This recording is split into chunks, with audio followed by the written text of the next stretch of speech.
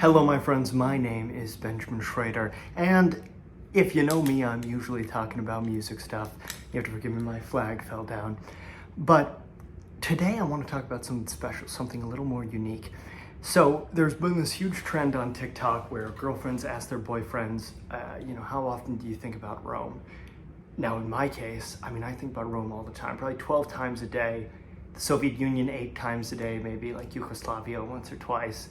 Boudica counts as Rome. She rebelled against them in Britain. But I think about history a lot. I love it. And History Sieves, one of my favorite channels. And then What If Alt His is another incredible YouTuber. So today, from memory, I'm going to tell you the entire history of Rome that I know. And if you're watching this video and thinking, oh, this is great, I have to write a paper on Rome, I'm going to use this, I might remember some things wrong. So don't take everything I say 100% as fact, but it should be pretty close to fact. So, starting off. Rome started off as a small city, one city. I think that they had a king, yeah. So this is a little more apocryphal, so not 100% known for sure, but basically there were these two kings, where they were these two brothers, not kings yet, Romulus and Remus. They argue about where to build the city, who gets the better signs from the gods. As we all know, that's an extremely valid way to decide where to build your city. To not do that is just stupid. Oh my gosh, I don't remember which one wins, Romulus or Remus. Well, Remus doesn't sound like Rome, so Romulus wins, kills Remus. They were fed from wolf milk. Let's just put it that way. But when they were kids. So he founds the city, becomes the first king of Rome. Now, nobody really liked the kings. Eventually, one of the kings had forced himself on a woman, unalived, we'll say. Basically, that was a whole thing where they were like, okay, now, they said that woman was super virtuous too, which is like, oh my God, come on guys. But yeah, so the kings were overthrown because the people said, boy, that's not very nice. And then, Rome went on a little bit, conquered a little bit of Italy, the social wars. Basically, there were the Romans, and then there were the Latins. There were people that lived in Italy that weren't Roman. And the Latins had served the Romans pretty well for a while, and then they were like, come on, fam, why are you bashing on me? Why are you not treating me well? And so they said, okay, we're rebelling. So there's a little bit of not really a civil war, they call it the social war. They fought, Romans win. Eventually, the people did get citizenship and stuff. And Roman citizenship was a very powerful thing, especially as the empire rose. St. Peter, I believe, there's a part where he is getting harassed by some Roman soldiers, and then he says, I'm a Roman citizen. Pax Romana, I'm a citizen of Rome. The Pax Romana is a Roman peace. It's a whole other thing of why trade and Rome was so good during the 3 good emperors, but we'll get to that. So basically, yeah, it was a good thing to be a Roman citizen. And later there was an emperor that gave it to everybody, and that kind of messed things up because serving in the military, if you were part of the auxiliaries or other, I think you could join legion. Yeah, you could join the legions too, but auxiliaries were like their not special forces. They were like horse skirmishers, those kind of things. Like your Numidian cavalry, your Balearic slingers, those kind of things. Balearic slingers it's a little island. Must be called Balear? No, I don't know what it's called, but they're Balearic. And they were really good slingers, and they didn't bring gold back to their island, so they'd spend it all on prostitutes and alcohol. I could make a good joke there, but I'm not going to. So the social war happens, that settles down, but then there were these people, the Phoenicians, the Carthaginians. So if I remember correctly, they were a Phoenician colony, the Carthaginians, trade hub, etc. And they have the city, and then they don't really conquer people in the way the Romans did. They were not nearly as good at integrating people, and they worship Baal, which is kind of awkward, and sacrificed a lot of kids. Now, the Romans sacrificed 1 or 2 kids during that time as well, but they thought it was abhorrent. The followers of Baal in Carthage were big on that. Like they would literally, the Carthaginians deserved to be wiped out. They would literally have poor women become impregnated just so they could give birth to a child so that child could be sacrificed by a rich family. Like messed up fam. No good. So the Carthaginians conquer, well, they kind of subjugate through trade the top part of Africa where they were. And then they get into Spain a little bit. There's a lot of silver mines there and stuff. Good times. And that comes with Hannibal Barca's father, who I forget his name. He might have been also Hamilcar Barca. But the Barca family, they become influential a little bit later in history. So the Carthaginians are looking at Sicily and they say, ooh, Syracuse. That's looking good. So my boy, the tyrant of Syracuse, Dionysus, they attack Syracuse, the Carthaginians, and Dionysus is looking at it and he says, not the Greek god, but the tyrant of Syracuse, Dionysus.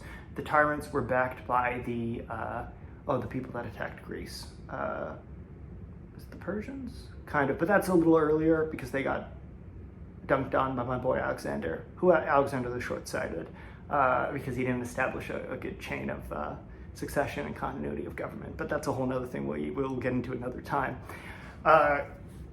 So the Carthaginians attack Syracuse. They surround the city and stuff. Dionysus is not there. And when he gets there, he's like, oh boy, okay, what do? I can't beat their army. I'm going to besiege Carthage. So he sails all the way to Africa, besieges Carthage, but he can't get through the walls, can't get through their defenses. It's a whole thing. The Carthaginians stop the siege on Syracuse. They go back and I think he left it in his son's hands and then they beat him. Dionysus left the army in his son's hands and then they beat him. And they were like, yeah. But the Romans said, boy, we don't really like you getting near Italy. Italy is ours. And we can grow a lot of grain on Sicily, so not cool, fam.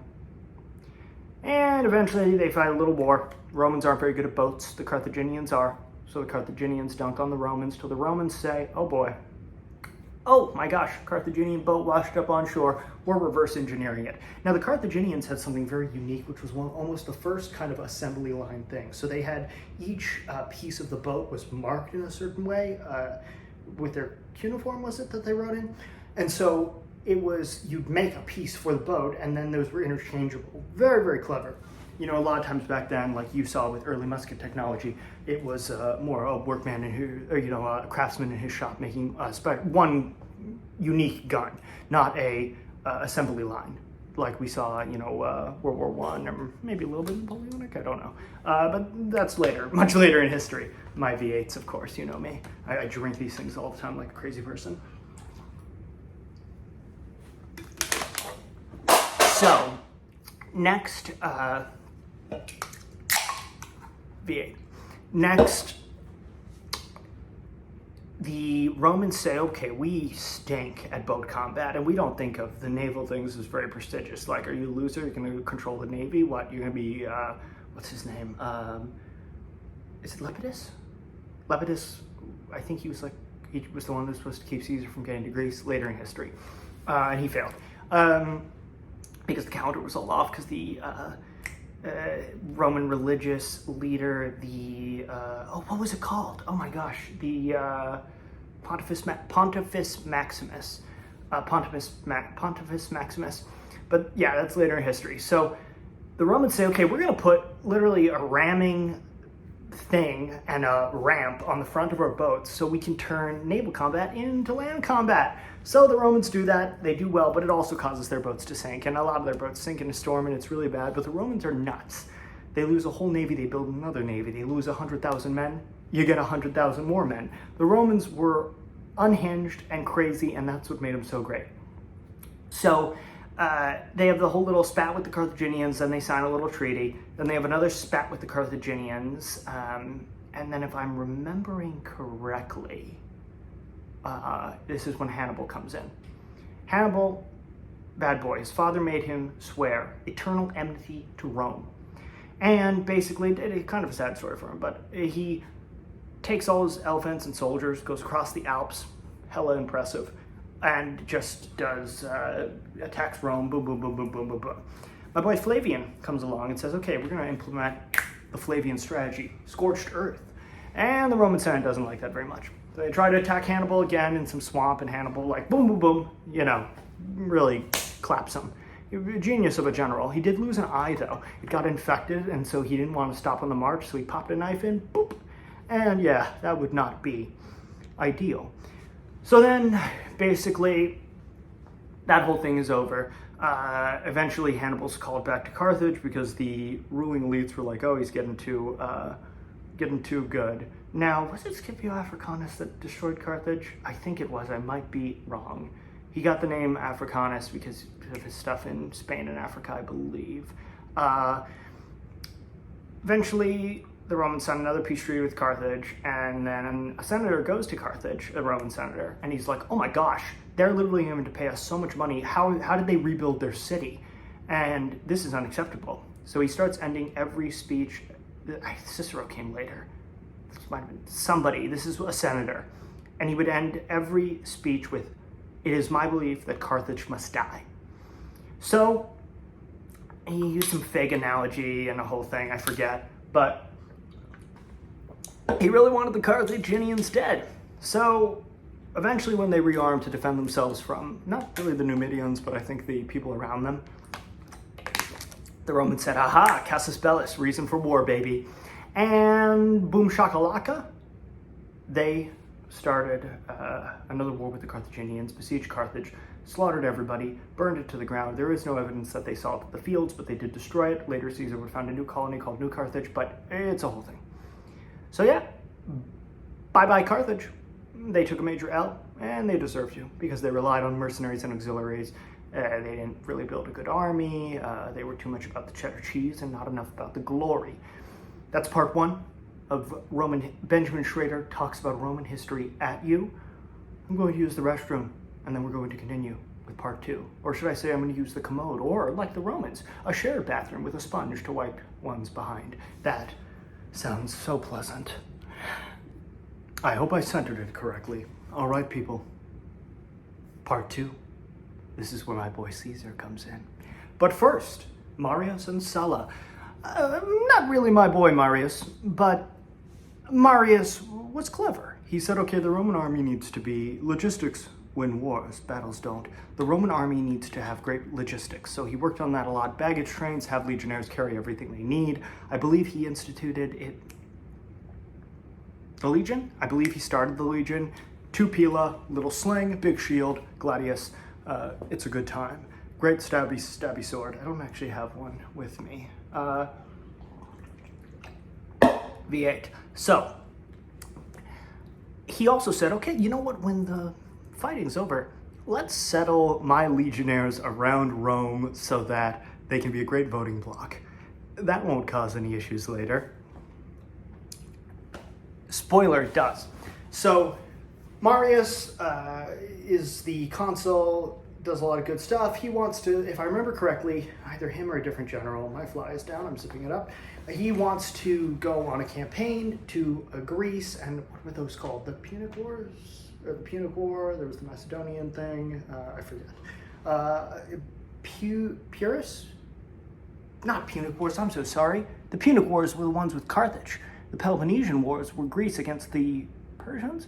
The Pyrrhic War was my boy Pyrrhus, who was this Greek guy with some elephants, and he said, I'm going to fight the Romans. I believe this is around this time. And his like buddy after a battle looked at him and said, yo, Pyrrhus, you did so good. And he said, another victory like this, and we will lose the war, because he lost so many troops. Yeah, so that's where Pyrrhic victory the term comes from, a long time ago. So, yeah, they want to go on a campaign to Greece, but my boy Sulla, the first dictator of Rome, he's like, I want to go on the campaign. And then Marius is like, no, I want to go. And I'm stripping you of your command, if I remember correctly, something like that. And Sulla says, no, you're not. And Sulla is the first to start a long and storied tradition of marching on Rome. He takes over, Marius and him fight, I believe Sulla wins in the end, and then he has the prescriptions, which are these purges, basically. You write down a person's name on a prescription list. If a person kills them, they're no longer a citizen. If a person kills them, they get a portion of their wealth. The rest goes to the state. Another long and storied tradition, definitely not instituted later by my favorite emperor, Octavian, who is Augustus. Roman naming scheme, if someone adopted you, you took their name, or if you inherited from them, so like my dad, I would become him, basically. It's a whole thing. Or if someone adopted me, if Billy Bob adopted me, I would become Billy Bob Benjamin Shrader.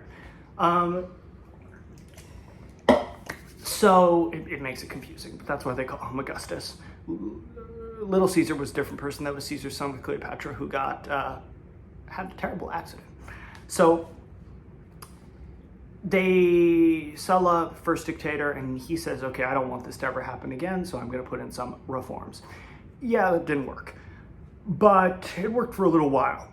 So there was this young, handsome, actually really wasn't actually that handsome, young, intelligent man who also had seizures, who got captured by some pirates. And he would force the pirates to listen to his speeches and maybe poetry and stories he would tell. And he would joke with them. When I get back, I'm going to have you all crucified. And they'd say, oh, ha ha, Caesar, ha ha ha. C-section actually comes from Caesarean section because they theorized that is how Caesar was birthed, which is fascinating too because that might have contributed to some of his seizures and stuff like that, not even the good bacteria passing through the birth canal, but that's a whole thing, which I don't 100% know. I could make another good joke about not being an expert on that, but maybe I am. So Caesar eventually, the pirates also say, okay, we're going to charge a ton of money for your ransom. And Caesar says, that's not enough money. I'm worth way more than that. Yeah, so that's my boy Caesar. Definitely not an egomaniac. Definitely not egomaniacal. Definitely not super arrogant. Definitely didn't carry out a genocide against the Gauls, which no one wants to talk about. Yeah. So he eventually gets freed, and he goes to the provincial governor of the region, and he says, okay, these pirates captured me, I want to capture them. And the guy says, hey, I'm kind of busy. No, Caesar. Caesar says, okay, he goes, he gets some soldiers, finds the pirates, captures them all, crucifies them. I believe he might have killed them first and then crucified them, because he was so merciful. Or he killed them like pretty quickly after, I forget. Yeah, being crucified was not good because you'd suffocate. The liquid, like you wouldn't be able to breathe properly, and the liquid in your lungs would build up, and then you would suffocate. So yeah, no fun. That's why when they pierced Jesus' side with the spear of destiny, blood and water poured out. So whether you're religious or not, it is interesting that there probably was a figure named Jesus who got crucified and stuff. So I'm sorry for using all the filler words. It's because I have to think about all the amazing history that I know. Caesar rises a little bit. He has a campaign in Iberia, which is Spain, as far as I'm concerned. It's Iberia. And he does some good stuff there, learns about the local culture. It'll help him later in the Civil War, as we will see. But Caesar was so amazing. I'm going to skip forward a little bit. When he's fighting the Civil War with Pompey, he was amazing. He took elephants from the Roman games, brought them to train his soldiers on anti-elephant tactics. Elephants were tanks of the ancient world until they got kind of clapped because, set some pigs on fire and send them at the elephants. It scares them a little bit. Just like camels scare horses, it's fascinating. So Caesar, over time, is building up more power. He runs for Pontifex Maximus, the head religious leader, the person who controlled the calendar, did all that. And Caesar's like, okay, mother, I've taken out so much money so that I can become Pontifex Maximus. If I win this, I'll be a great man. If I lose this, your son's going into exile. Thank goodness, though. Well, thank goodness, yeah. He wins, becomes the head religious leader, and it's a lifetime position. So this will help him later in forming the triumvirate with him, Pompey, and, oh my gosh, how do I not remember the guy's name? Was it Crassus at first? I think so. He would fight the Parthians, and they were like in Turkey, I think. and then, or a little down from Turkey. Yeah, down from Turkey, and it wouldn't go well. And there's a legend that he was killed by pouring gold on him, like the guy who was Daenerys Targaryen's brother. That's more of a legend. It's possibly true, but it's unknown. The guy did say it's like your greed killed you or something like that, because Crassus didn't have a casus bellis, a reason for war against the Parthians then, but then they captured the Eagles, and then my boy Octavian would get them back later through negotiated settlement, I believe. Octavian was like Thrawn, Grand Admiral Thrawn from Star Wars. Octavian I love so much. He was kind of sickly, weak, but a genius. And his boy, Agrippa, they worked together great, and he married Agrippa's daughter and was like, I got you, bro. I mean, who wouldn't do that for a friend? Okay, so Caesar, getting back to where we were, Caesar wins Pontifex Maximus. There's the conference at Lucca, comes later, but that was to keep the triumvirate strong. If I'm remembering the name correctly, I might be remembering it wrong. Caesar basically wants to be the governor of Transalpine Gaul, which is northern Italy. I believe he gets Illyricum. Is it Illyricum? Shoot, where Yugoslavia is now. I believe he gets that province as well. And then I think it might have been the guy in Gaul died, or it was the guy in Illyricum died. And so he gets 3 provinces for 10 years. That's a great deal with the Roman Senate. Basically, I believe he got elected. Yeah, he did. Okay, yeah.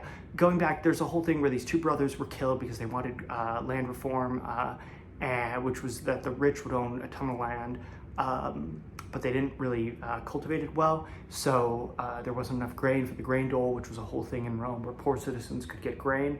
Caesar was a big reformer. He was a part of the reform faction instead of part of the sort of keep things the way they are faction. Really the Pompeians versus the plebeians. Or sorry, the patricians versus the plebeians. Plebeians being your poor, and then the patricians being the rich. So Caesar, big reformer, loved by the people, etc., etc. Eventually, when his time is up, as not governor, what did they call it?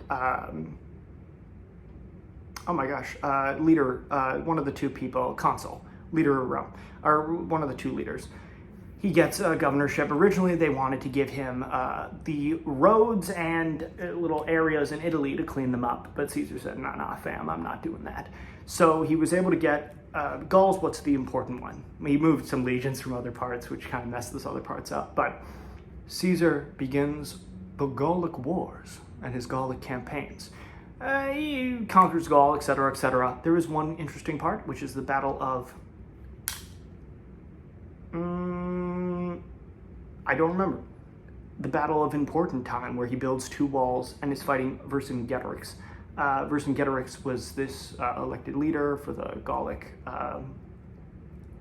peoples that they chose. So he beats Vercingetorix. Vercingetorix comes up to him in this fancy armor, throws his sword down, surrenders, is kept alive for like 10 more years or something like that, so that he can be ritually strangled in Caesar's triumph. The Romans were not barbaric. Who would say that? Also, during this time, the Gallic Wars, Caesar and his right-hand man, Mark Antony, who was a good soldier but terrible politician, and that would come to light later when Caesar, left him in charge of Rome. So Caesar also goes to Britannia, Britain, which was thought of as a mythical land where we all know the dead go when they die. And yeah, when we went to England and realized that the dead didn't go there, they definitely just go to Ireland, And the beaches are covered with gems and pearls, of course. No, it really wasn't that impressive, and society wasn't as developed as the Gauls. The Gauls are the French, just so you know. As far as I'm concerned, the French will always be the Gauls. Even though the Gauls had more courage and didn't surrender at the first sign of trouble. I'm sorry, Frenchmen, I'm joking. Parlez-vous français? I surrender. I was once in class, and this kid was talking about how great France was. And he was going on and on and on, and I was getting sick of it. He said, "Oh, parlez-vous français? Oui, fort, guys, so it's a good time." That's a French accent. And I looked over and I said, "They don't even put ice in the water." I really wasn't that impressed. And everyone's like, "Really, really?" And he said, "Oh, oui, you do not understand France." And I said, "Parlez-vous, I speak French. Parlez-vous français? I surrender." And everyone started laughing, and that shut him up. I'm a good person. So, yeah, he goes to Britannia twice. Later it'll become a whole thing. Hadrian will build a wall, Hadrian's Wall, which was taken apart, a lot of it, to build castles later. Sad. Same with the Colosseum, but the Pope stopped that, but that's later.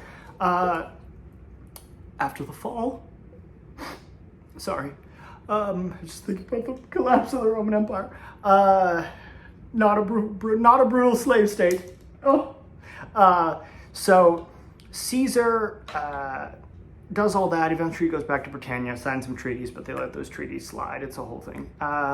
Also, there's a time where Caesar is going to carry out a naval landing on Britannia, and all his soldiers are afraid, but the eagle bearer jumps in the water and says, "I will do my duty to my general and my country." Ah! And then everyone follows him. And Caesar, I think, built a monument to that guy, and his name is forgotten, or it was a different soldier that saved his life. So Caesar then goes back to the main area, and the Romans are like, boy, Caesar's getting too powerful, and maybe he waged unjust war against our Gallic allies.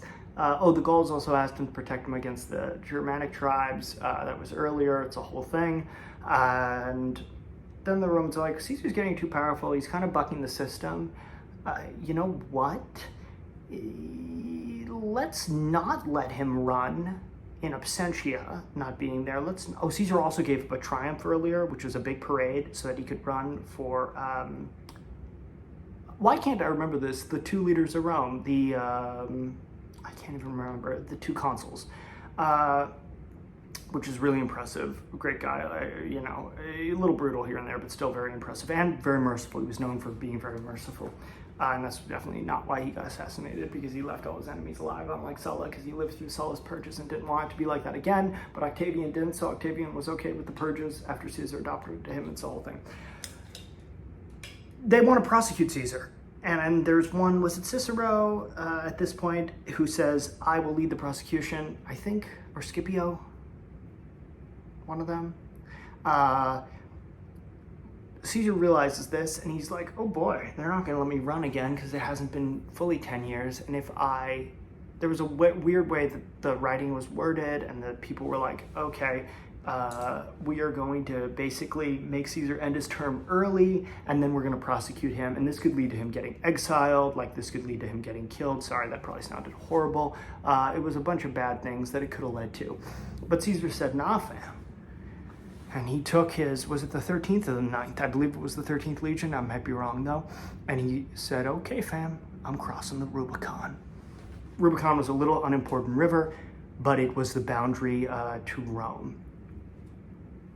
Caesar goes across it and quotes a famous Greek poem.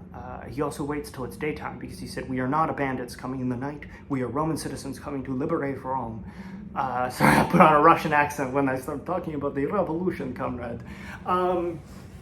So Caesar crosses the Rubicon, quotes a famous Greek play, and says, something, the die is cast. So, there's no going back. And he does, and technically his soldiers could have stopped and arrested him right there, but they were very loyal to my boy Caesar. Now, Caesar's second in command, I forget his name. He's really important because when he found out, he was like, he didn't take any of Caesar's legions, he didn't take any of Caesar's stuff, but he said, I cannot support this, and I'm siding with the Senate. Caesar marches into Rome, everybody flees, even Pompey. It's embarrassing as hell. But they forgot to take something. They forgot to take the Roman treasury, which was kind of dumb. It was held at the temple. There was one senator that was like, no, Caesar, you're not allowed to touch it. And Caesar was like, I will cut you down in front of the gods and the Roman citizens here if you do not step aside. So the guy was like, and stepped aside. Caesar got a little upset there. So Caesar takes the Roman treasury, is able to pay his men. I think he starts raising more legions, starts moving his legions around, getting ready. So there are two places that rebel. Well, not rebel, that technically side with the legitimate government and not Caesar.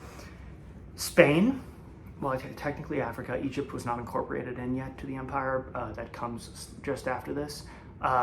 Spain and Greece were the two power bases of the enemy. Pompey flees to Greece. There aren't many legions in Greece. There are many legions in Spain. So Caesar looks at this and he says, which will get worse over time? There is an army without a general and a general without an army. Well, I need to eliminate the armies first. So he says, okay, Antony, handle things for me in Rome. Definitely don't live a life of debauchery and screw it up. I'm headed off to Iberia.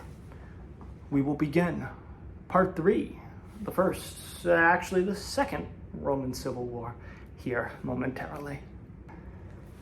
Oh, I don't need any notes.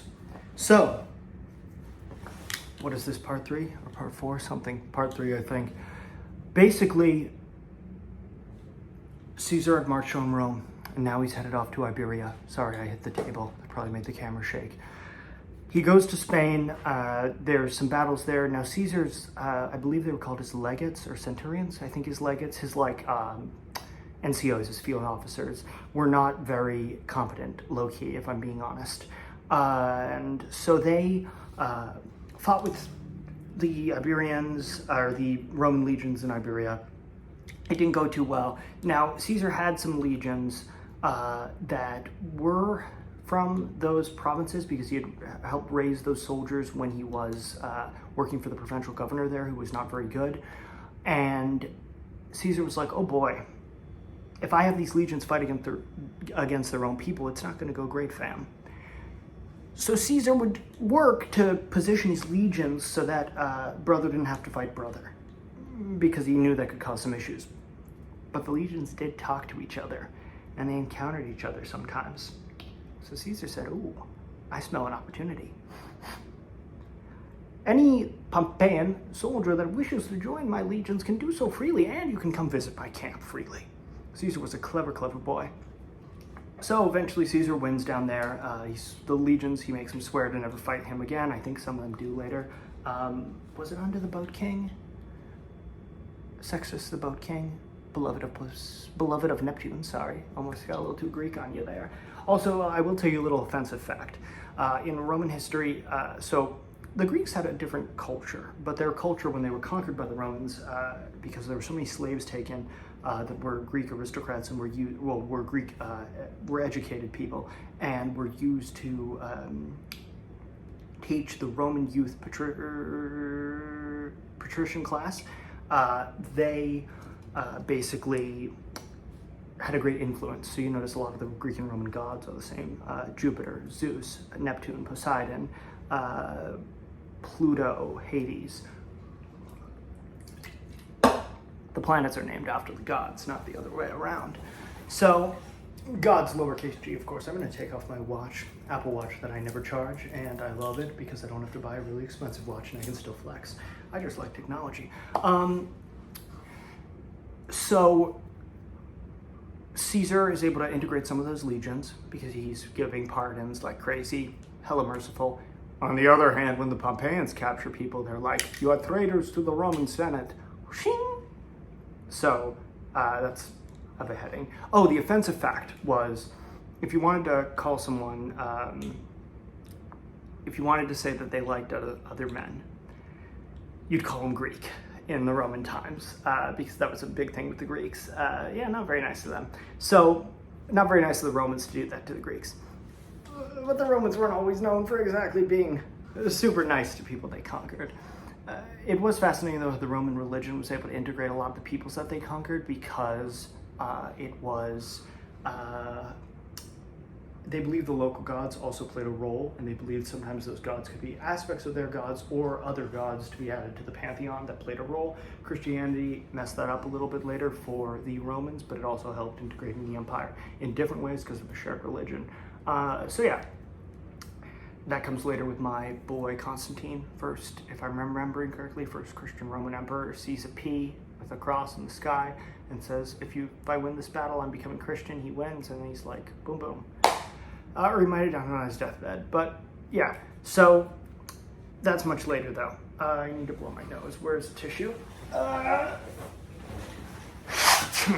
So Caesar wins in Iberia, goes back to Italy, and is like, oh my gosh, bro, Not Anthony. Bro, Anthony, you messed everything up. You were super rude to people. You were sleeping with everyone's wives. Oh my gosh. Okay, buddy, you're out. And yeah, he didn't like that very much. So it caused a little bit of a schism. And later, when my boy Caesar inherited my boy Octavian and made him Augustus, made him technically Julius Caesar because of the naming Roman convention, as explained previously, Antony didn't like that. But it made sense. Antony was not a good administrator. My boy Octavian was. Logistics win wars, not battles. So my boy Caesar says, okay, oh boy, Pompey raised a big army in Greece. I believe, if I remember correctly, Marius lost in Greece, so a little foreshadowing. And later, Antony lost in Greece, so a little foreshadowing. It's a cycle, everything, it's sort of the rhyme, to quote George Lucas, greatest sci-fi creator in history. So Caesar says, okay, boys, we gotta go to Greece. Gets his army together, and then they realize, okay, it's wintertime, we can't cross. But Roman calendar was hella messed up till the Julian calendar, and the Julian calendar, because Caesar fixed it up, and then it got fixed up a little bit more by the Catholic Church, and it's the calendar we use today.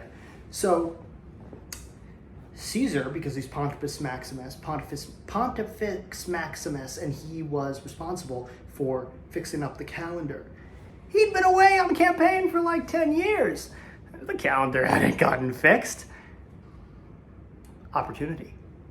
Lepidus, who was put in charge of the navy because he was a loser, he stunk. He was Caesar's co-consul, and Caesar made fun of him, and someone threw poo on him, and then he hid in his house, and no one respected him. Yeah, if someone throws BM on you, bowel movement, I had a great discussion about this with my friends, so BM, I say BM. I don't want to go around saying poo, I have to go BM. Is the BM itself, is that called BM, or is it the act of BMing?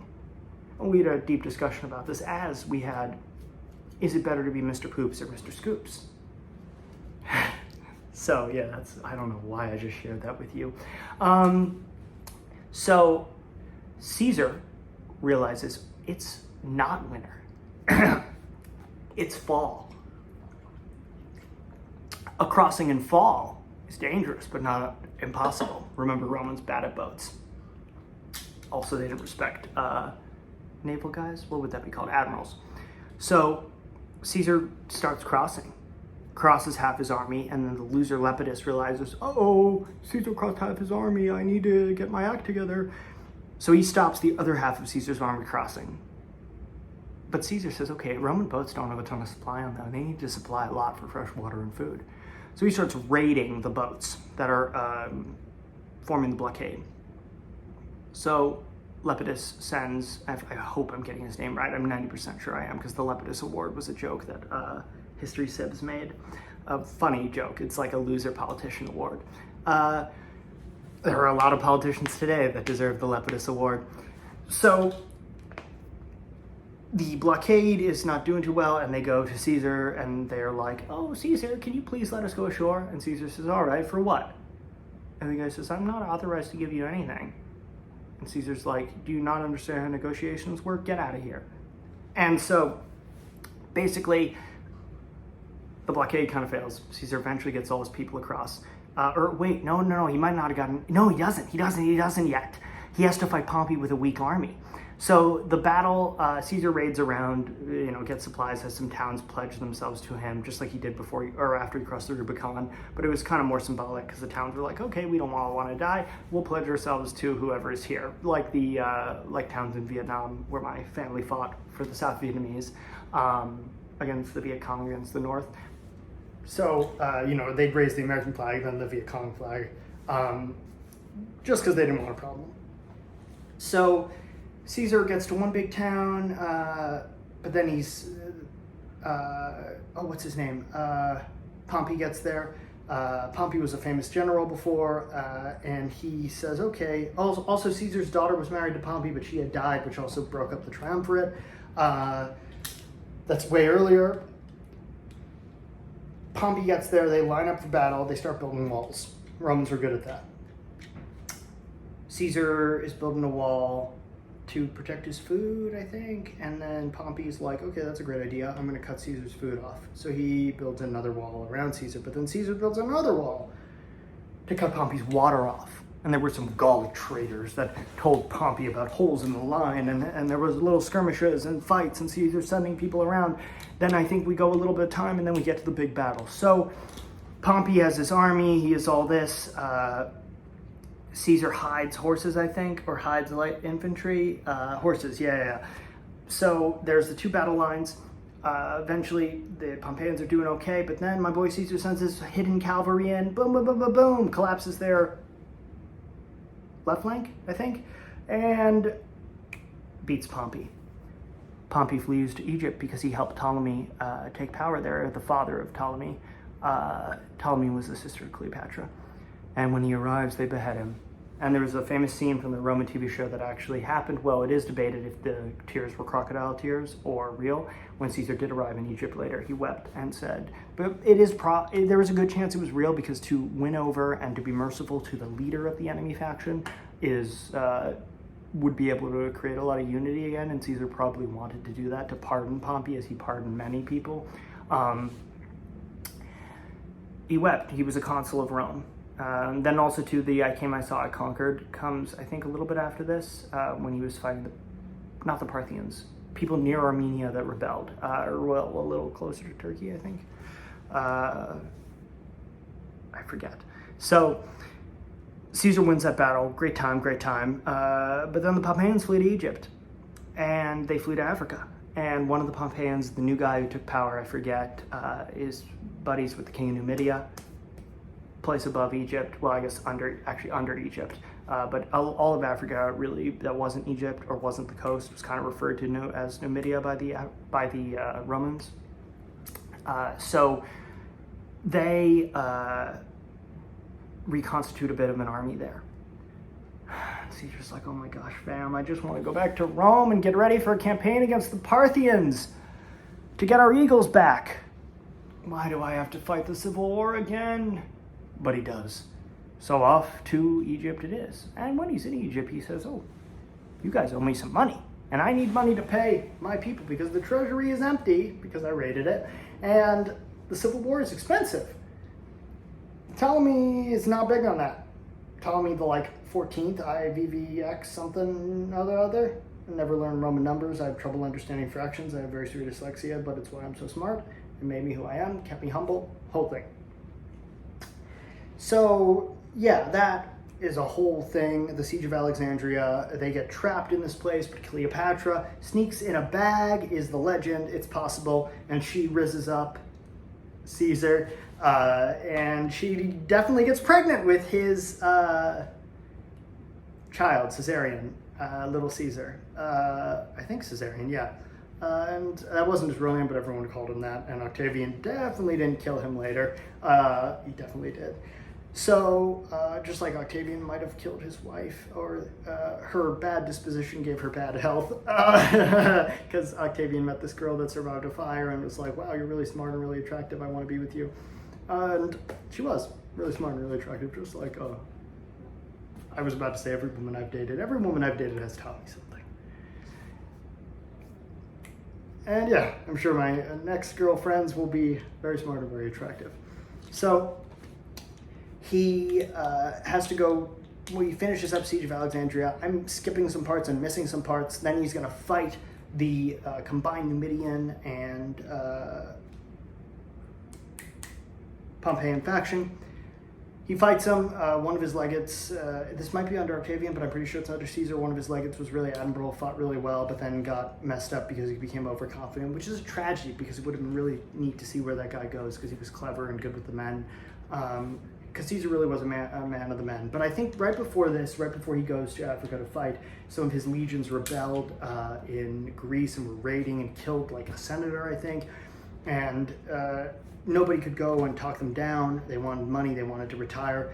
Caesar goes by himself to talk to them, and he says, all right, citizens. And there was a big difference between being a Roman citizen and being a soldier. To be a soldier was prestigious. This was your legions, this was your people, your boys, who you were a part of. And they're like, whoa, when Caesar calls them citizens. I dismiss you. and I will pay you what I owe you once the Civil War is over. And then they're like, oh my gosh, we were indispensable. We thought he dismissed us. And they were like, no, Caesar, please take us back. And Caesar starts walking away. And they're like, Caesar, please take us back. He says, I'll take back this legion and that legion, but I won't take back it was either 13th, 9th, or 5th. I'm pretty sure it was 9th. No, maybe, it must have been the 13th. I might be wrong. I won't take back my 13th legion because I loved you so much. You crossed the Rubicon with me, and I fought beside you. You were my most prized legion, and I knew you would follow me anywhere, but now in my time of need. He'd also said that to them, I think was it in Britannia or somewhere else? He was like, I'll fight with my 13th Legion alone, or 9th Legion, because they are my best and fanatically loyal. And he said, in my time of need, you abandoned me. And he turns to walk away. And they say, no, Caesar, please decimate the legion. The decimation was, there was something called a contubernarium, which was a squad of 8 men and 2 slaves, 10 altogether. And it was like 10 men each would pick one in the group and beat them to death or stone them to death. And there was only one general that did that, and then I think he was later killed by his own men. So yeah, not great strategy. And Caesar thinks about it and says, no, I will not decimate the legion, and I will take you back into the fold. He was smart not to. So with a few words, Caesar did what nobody else could. He got the entire legion back, all 3 legions back, just with his words, not paying them a cent more, not doing any of these things. So incredibly genius. So off to Africa, fight combined Numidian, Pompeian faction. Caesar, boom, boom, boom, boom, boom. Caesar wins. The Numidian king also is facing a rebellion, I think. They have the Pompeian leader, I forget his name, and the Numidian leader have they eat a nice dinner, and they're like, okay, we lost, and they fight each other so that one can have an honorable death. And the Numidian king kills the Pompeian leader, and then I think one of his slaves kills him, but refuses to, and then the slave first. I'm gonna have to bleep that offs themselves. I need to look at the timestamp so I know when to bleep it. You know how YouTube is. So that is no fun, fam. No fun, fam. And those Pompeians that are left flee to Iberia, Spain. And they become a little bit of an issue later, but it's taken care of. Caesar heads back to Rome, starts building stuff, starts putting him in his reforms, and starts saying that he's a god. He was allegedly descended from Aphrodite, way distant up, and maybe, no, I don't think it was the kings. So, et tu, Brute. Brutus is the person that killed the first king of Rome. So the Senate was like, yo, Brutus, I'm seeing some historical parallels. Let's force some foreshadowing in, and, you should low-key probably kill Caesar. Because Brutus had fought against Caesar in the Civil War, even though Brutus's mother was Caesar's lover and all of that. No fun, fam. And Brutus followed his conscience, and then Caesar, when Brutus was like, hey, Caesar, I'm sorry for fighting against you, he was like, I pardon you, Brutus, it's all good, fam. You're like a son. Love you, man. And my boy Octavian wanted to tour some of the campaigns, but was sickly, but then he was sent off to help the logistics and training of the legions getting ready for the Parthian campaign. This was the next campaign Caesar was going to go on against the Parthians. So Caesar is doing all this stuff, and he's being showered with titles, the hero of the Republic, savior of Rome, dictator for life. Eventually, when he gets that dictator for life thing, people don't like that. So there's a ceremony. A diadem is this little piece of laurel leaves that they would wear. Antony tries to present him with a diadem. Caesar sees how the crowd reacts. It's not good. So he says, no, I'm not a king. The only king of Rome is Jupiter Optimus Maximus. So he puts the crown on Jupiter Optimus Maximus, the statue of Zeus, Jupiter. So he has his triumphs, and it's kind of awkward sometimes because he's marching and he's showing off paintings and trophies from fighting fellow Romans. So he eventually, the Senate goes to talk to him. He's building something, and he's sitting down, and he doesn't even stand. And they're like, hey, man, the Senate wants to talk to you. And he's like, oh, I'm busy. Keeps talking. And that was hella offensive to them because you were supposed to stand for very important occasions.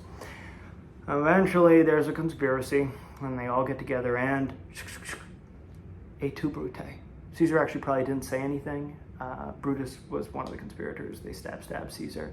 And yeah, Caesar dies, a moment of silence. Sad times. Part 4 or 5, I think it's part 4. I will begin next. So I think this will be my final part. I think I can address the last of everything. Caesar's dead. Octavian's with the legions that are going to be headed off to Parthia. Some people say, Octavian, your uncle was killed. Take up these legions and march on Rome. But he says no. He starts heading to Rome, and a flood of letters come to him. Eventually, he finds out he was adopted by Caesar and is heir to all his money, his name, and titles. Mark Antony is not happy. But Octavian eventually finds out that he also has to pay out a ton of people, and Caesar left a bunch of money to all citizens because he was Scrooge McDuck rich. Octavian takes on personal loans so that he can pay off that, because Mark Antony was slow rolling Octavian's inheritance, who would technically be Caesar now, but I'll just call him Octavian, and then when he becomes emperor, it's Augustus. So he takes on great risk and is able to start paying that off, which wins over the love of the people. Antony doesn't like this, but they split up Rome with one other guy, I forget his name, he got Africa. They all stay the same for 10 years, but my boy Octavian knows eventually war is going to come. He's building up his legions. Some say Antony was as well, but it's not as much because he wanted to fight the Parthians, which didn't go well because Cleopatra supplied the campaign. The Armenian king offered him a ton of Armenian troops, but he decided not to take them. Didn't go great. Loss of prestige. Eventually, the governor in Gaul died, and Octavian was able to take it over because they'd split up Rome. And then, in time, the Third Roman Civil War breaks out between Octavian and Mark Antony. Mark Antony is in Egypt. He's with Cleopatra, and they have some troops. They have a great navy. But my boy Agrippa, combined arms tactics, he was really the first to implement it. Land and naval attacks. It's a way no one thought back then. He beats them. He beats them over time. He beats them in Greece. He beats them when they try to flee. They beat him again and again and again and again. And it looked tough sometimes because Octavian also had to handle Sextus the King, beloved of Neptune, who was controlling Sicily. And Octavian tricked him out, said, okay, I'm gonna let you control it. Sicily, he's like, okay, fam. But then switcheroo, and Octavian beats him. Sicily controlled a lot of the grain production, so it was critical that he took him out. Octavian wins the Second Civil War. Mark Antony and Cleopatra. Mark Antony believes Cleopatra's dead. He attempts to off himself. Doesn't go well, and he's still technically alive. Then he dies in like Cleopatra's arms or something, but Cleopatra was clever, tried to have a negotiated settlement, also thought of fleeing to India, which was interesting because there were some Greek kings there from the time of Alexander. But eventually it gets wrapped up. Cleopatra probably poisoned herself because Caesar wanted her to march in his triumph. And then Octavian takes over. He becomes Augustus. He forges the Roman Empire. He becomes the first emperor of Rome. Another notable part later is the three good emperors. I believe it was Aurelian, Hadrian,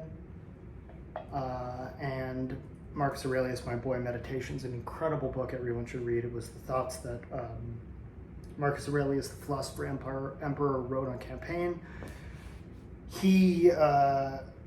This is going on Roman history. Eventually, my boy Marcus Aurelius messed up, left it to his son instead of adopting a competent guy like the others did. And that guy messed it up. Of course, there was Nero too, but that was a little before. There was Nero and, what was his name? The really crazy emperor. I forget his name, but it was because he had a fever and he probably got brain damage. Oh, it's on the tip of my tongue. What's his name? It starts with the C, right? Caligula. He probably had brain damage from a fever he got, and that's why he became crazy. I think Nero was the end of the Julian line. I forget.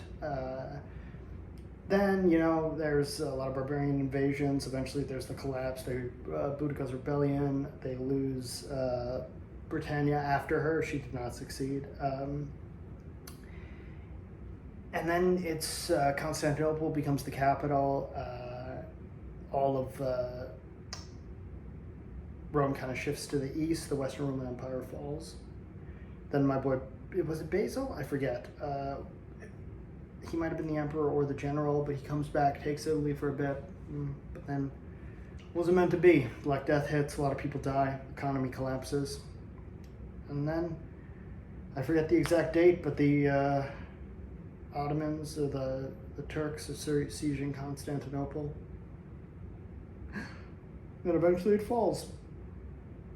And then that's a wrap. And a lot of people tried to claim that they were the next Rome. Russia tried. The Turks tried. One guy who had captured Italy tried. But I think the next Rome is America. We're the closest to bring the Pax Romana as we bring the Pax Americana. So yeah, it was a good run. And that's why men love Roman history, because in a sense it was a fascinating time, and they built a great empire and forged something incredible that lasted and had a lasting influence on people. They had a fascinating governmental structure, fascinating way of building their society. But like all empires, they too fell, and we can learn many lessons from the Romans. One thing we should always be wary of is the American Sulla, the person before Caesar, who will rise. Yeah? How we weep for lost Rome. That is Ben Shrader talks at you about Roman history for like an hour straight. I love you guys. You guys are the best. Long live the Shrader Nation. We are an empire that will never collapse.